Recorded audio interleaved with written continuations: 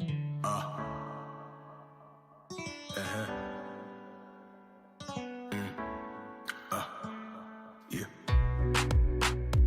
Your way.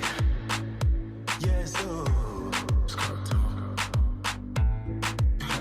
some people feel one question the way that we live and then question the way that we do. They wonder about how that we say that. Hi everyone, and welcome to Lynn's Corner. Now today we are going to be talking about how I got over my fear of Scooby-Doo.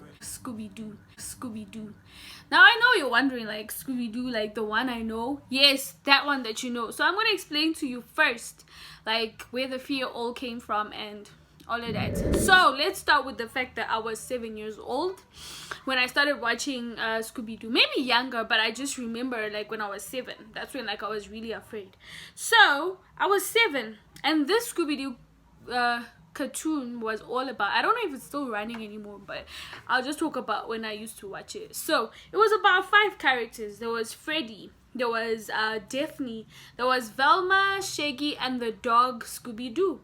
So I guess the dog, the name of the cartoon, they all go hand in hand. So these 5 characters, they were in a town. I don't know if it was one town, but they would go from town to town when there were ghosts, there was monsters and terrorizing the city or the town, and then they would show up and then they would sort of, like, you know, capture the monster and uncover the conspiracy that was going on around the town and stuff. So bear in mind that this cartoon always, like, played, well, in the cartoon it was always nighttime. Like, hello, weird things happen at night. And then at the same time, even the characters themselves were afraid of the monsters that they were trying to catch. Right? I was 7 years old. I believed them that this was a monster. I believed that the monster was scary. I believed that the monster could hurt them. So I was scared. I was genuinely scared. Now my sister, who was also 9 at the time, she tried to explain it to me, like, Lynn, these monsters, they're actually people. Like, this monster is a person who's wearing a mask, who's wearing all this, and is trying to scare these people. But in the end, it's always a person. And that's what always happened. Like, in the end, they caught the monster, and it turned out to be the person who probably even hired them to come and, like, uncover it, you know. And then they'll always be like, I would have succeeded if it wasn't for these little kids. But I was afraid. Guys, I was scared, like, every time. So this is what would happen. We'd be watching some. It was actually my sister's favorite. That's why I always, like, was in a position where I would have to watch it, but then I wouldn't, because I would go and hide behind the couch. Like, I would hide till the end, and then, but obviously I would just pop in to see, like, okay, oh, okay, this monster is still there, or the ghost is still there. Then I'll go back, and my sister would be like, no, Lynn, come watch, you know, this monster is actually a person who's trying to scare them because of whatever reason, according to that episode. But it just didn't click. Like, it did not click that I shouldn't be scared because it was a person. No. So, like, so then it was always like that thing whereby we're watching something else. We're probably watching Powerpuff Girls or whatever came before, and then boom, next, Scooby-Doo, I see you do. A sliver, you're not fooling me, 'cause I can see the way you shake and shiver. You know we got a mystery to solve, so Scooby-Doo, be ready for your act. That's like a catchy, you know, catchy song.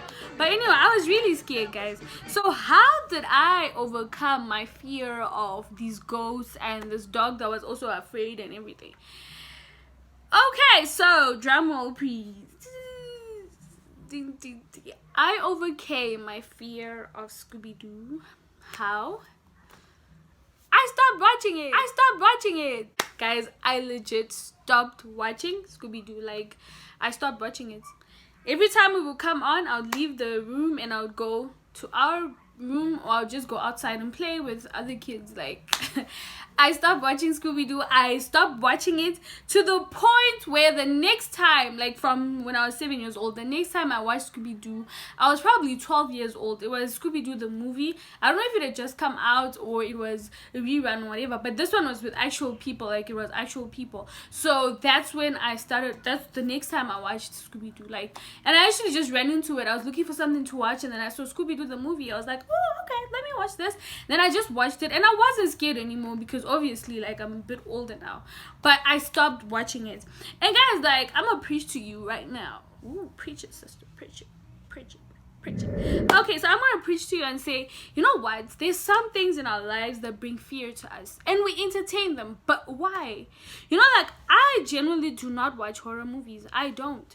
Why? Because they bring fear to me. And I mean, I do not understand. I know there's some people who watch it for the adrenaline rush, for the why, I don't know, but I don't watch. I don't, like, at all. I do not watch.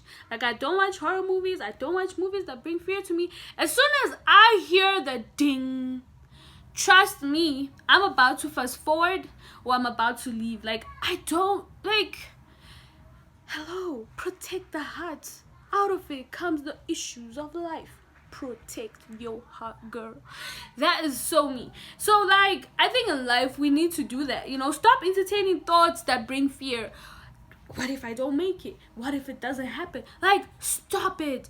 Think, what if I do make it? What if it does happen? How is my life going to be like?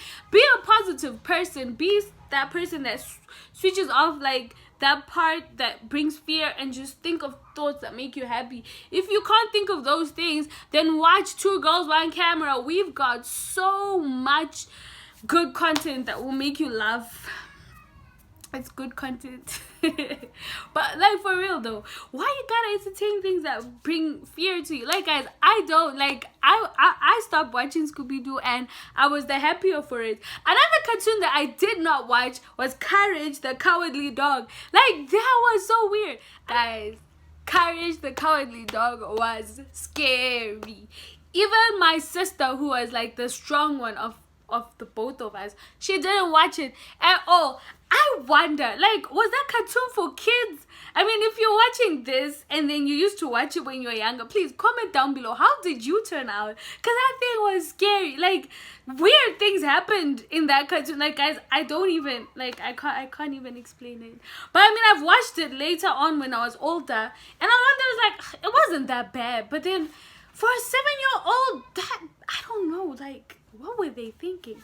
But I mean, in life, that's what we gotta do, guys. We gotta stay away from things that bring fear. You know, I mean, obviously when it's a movie, I don't know, but I have a tendency whereby when I watch a movie that is so scary, like, you gotta know that I'm gonna be anxious for, like, the next 3 days. That's legit why I don't watch. Because then even at night when I'm about to sleep, I start seeing these images, guys. Like, especially, you know, like, African movies, they have a tendency of, like, putting things that are so weird and they're just so scary, and you're just there thinking, like, do people fly at night? Like, but yeah, like, you know, stay away from things that bring fear to you, and do not entertain fear. Do not entertain thoughts that bring fear, like, especially fear of the unknown, you know, like fear of tomorrow. And, you know, the Bible does say, guard your heart with all diligence. You know, like, you gotta fight. It's a fight, guys. Guard your heart, because out of it comes issues of life. And you know what's in our hearts, in our soul? It's the information that we receive, that we read, that we watch, that we entertain. And so when you watch a lot of things that bring fear to you, 9 times out of 10, your response to things that happen to you will respond in fear. You know, obviously I was just afraid of Scooby-Doo, but who knows what else when I was younger that was affected by just that fear of Scooby-Doo. We don't know. We really don't know. But I just think, even though as a young child I wasn't born again, I didn't know nothing, you know, about fear or anything, I just was like, Lynn, why are you terrorizing yourself? Yeah, your sister loves this show, she's gonna watch it, but you don't have to. You have a choice. Just walk out. And I just feel like I'm the better for it. I don't know how I'm better for it, but I'm better. So that's how I overcame my fear, guys. I overcame my fear by just not entertaining Scooby-Doo, just not watching Scooby-Doo at all, until I was like older and I was old enough to understand that this was just a cartoon. It was actually funny, it was actually entertaining, but at that time when I was younger, it really wasn't. This is not a review of that cartoon, so don't come and say, oh, she's giving it a 0. No, I'm just saying I didn't. No, I watched Powerpuff Girls, the Cramp Twins, SpongeBob SquarePants. Those were nicer, you know. Those were better. Yeah. So, guys, yeah. So yeah. I hope you enjoyed this video, and I hope you like it. You'll share it, and I hope you learned something, and I just hope that you will stop entertaining fear in your life, whichever version it comes in.